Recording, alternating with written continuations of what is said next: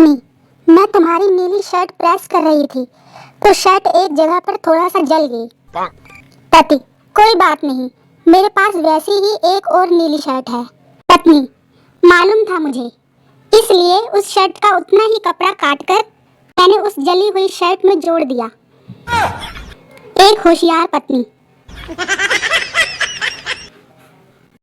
लड़का, माँ, दिवाली आने वाली है, इस बार पटाखे इस दुकान से लूंगा। माँ, हरामजादे, ये पटाखों की दुकान नहीं, लड़कियों का हॉस्टल है।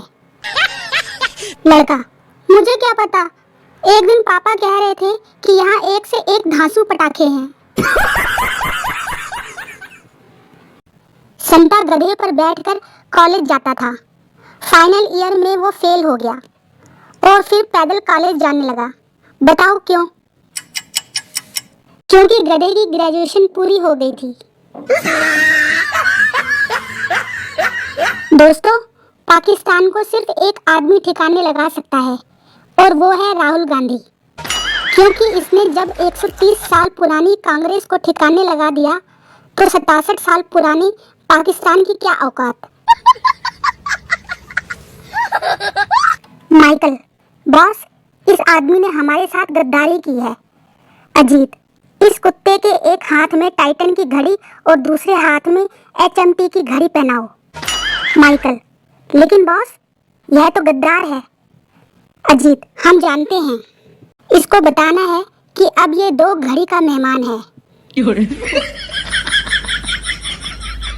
एक आदमी नहीं जा पाया आज मंदिर तो घर में ही माँ के पैर दबा लिए।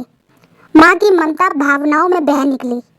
जमा के 2 लात दी और बोली, या तो तू ठीक से पैर दबा ले या फिर मोबाइल चला। पत्नी, तुम हर बात में मेरे मायके वालों के बीच में क्यों लाते हो? जो बोलना हो सीधा मुझे बोला करो। पति, देखो, जब टीवी में कोई खराबी आती है तो कोई टीवी को थोड़े ही बोलता है। गाली तो कंपनी वाले ही खाते हैं ना। पप्पू का सिर फट गया।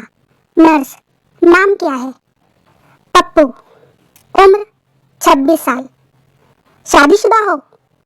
पप्पू, वैसी बात नहीं है, फिसल कर गिरने से लगी है।